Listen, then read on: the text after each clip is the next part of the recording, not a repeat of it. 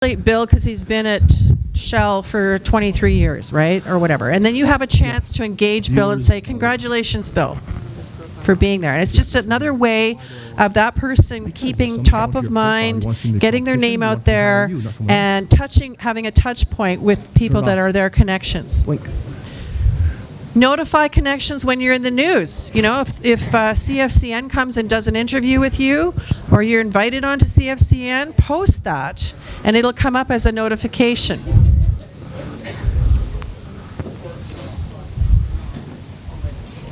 Write it down. So, if you go into your account setting under me, you will be able to see how others see your LinkedIn activity.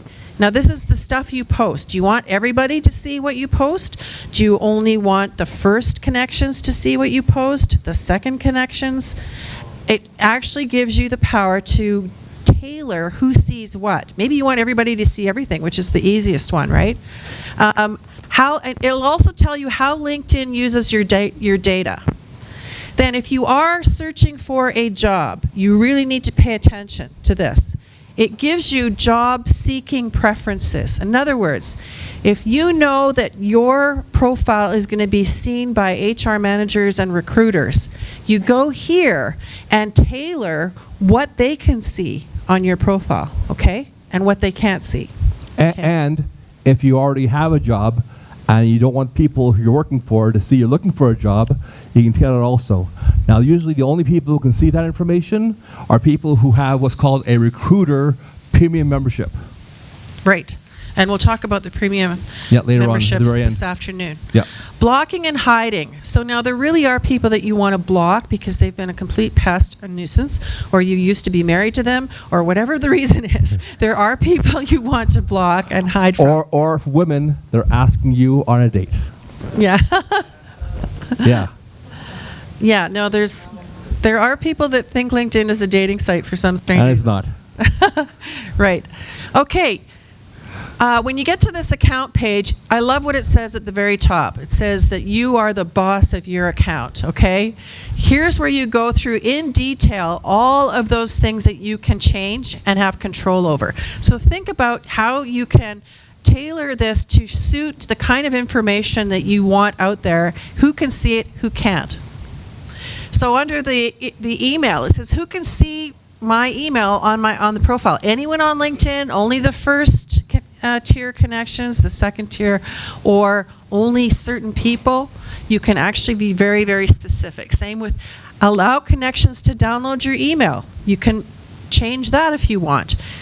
So all of these settings are there for you. Who can see your connections? This is a big one. Now there's people that have 10,000 connections or whatever. But if you go and try and see what their connections are, they've got it blocked. They don't want people to know who they know. Why? Because then they'll get bugged by somebody that wants to get to the CEO of Suncor, because now they know that you know them, and now they're going to try and follow the crumbs to the CEO, right? So that's why some people block anyone else from seeing who their connections are. On the other hand, that's part of the charm of LinkedIn, is that we can get to other people through other people. Yeah, if you ask nicely, right? Viewers of, so we said that this is where the one you should, if it's on yes right now, you should switch it to no. Viewers of this profile also viewed. How others see your activity. Do you want them to see every time you change something? So you went in and changed something in your about section. Do you want everybody to know that you've just changed your about section? Or see your maybe you do and maybe you don't, right? Anniversaries or birthdays. If you have information on there, do you want people to see that? And you want to get, 8 zillion congratulations on your work anniversary messages from people, which are good sometimes, but sometimes they're pretty annoying sometimes also. And sometimes you go in into your profile and go, oops, I made a mistake there. That wasn't the year that I was at that job. And you go in and change the date. Do you want everybody to see that you just changed the date on your work experience? I don't think so, right? You were just correcting a mistake. So this is why this is really important to keep this in mind, is these who gets to see what. Now, underneath your headline at the very top of your profile, there's a little box that you can include or not include, and it says providing services. And you can fill in the blanks here and say a little bit more about what services you provide. Again, you look for the little blue pencil. And if you don't see it on your account, there's a reason for that. This is a brand new feature LinkedIn just rolled out in 2020 in January. Not everybody has it yet, as far as having the ability of putting what services you provide. Some do, some don't. It drives me crazy when LinkedIn doesn't roll out the whole thing to the whole world at one time. Yeah, it's a bit odd. So if you don't have it there, don't panic, but it will show up.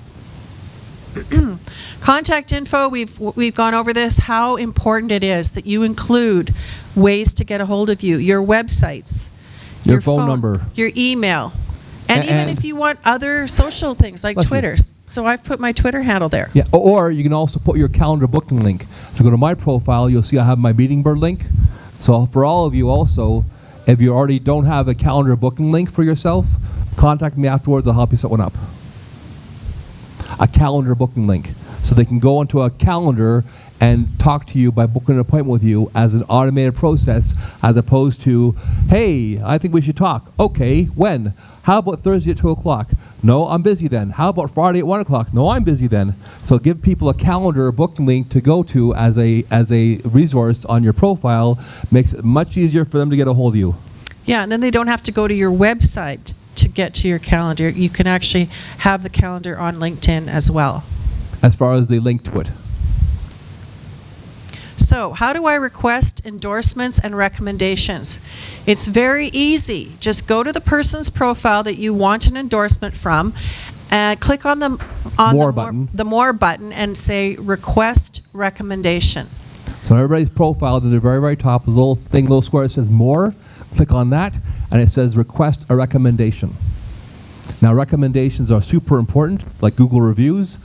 The more the merrier. You want to have like zillions of them. People, so it's one thing for me to say how great I am.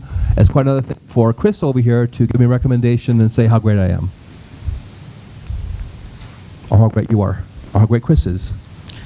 So this is a screen that will come up because you can't request recommendations from people that don't know you, right? And LinkedIn wants to prevent that kind of stuff from happening. So it's all about how do they know you? Was this a work relationship? What position were you in when you knew this person? So LinkedIn really guides you through the process so that they're getting a legitimate recommendation from someone who actually worked with you and knows you. Now, as far as recommendations go, how many have ever requested a review from somebody for the website or the company? Raise your hands. And how many of you have waited weeks or months for that recommendation or testimonial? So something I've done and learned a long time ago is a little bit of trick, is when you go to that little box and do this over here, the third box will pop up. I'm not sure if it's next screen maybe? Okay, Nope. no, go back one. A third box will pop up and it'll say, can you write me a recommendation? What I've done in the past is add a little section in there afterwards saying, hey, Dave or Chris, I know you're super busy. I've written a recommendation for you. Feel free to change it as you wish, because people are busy. People are very busy, and to get a recommendation or testimonial from somebody, sometimes, as we all know, it's like pulling frickin' teeth, right? So write it for them. Tell them they can change it. No problem at all. But sometimes they'll just copy and paste it and send it back to you right away. Great idea. Awesome. Any questions at all? Any questions Now you on can ask, recommendations? what questions do you have before? No? Okay, nothing at all. So the good news is it's break time. Woo! So take 15 minutes, go for a walk, refill your coffee, meet some more people, or go and get your picture taken. It's a great time to get your headshot taken with Mark right now.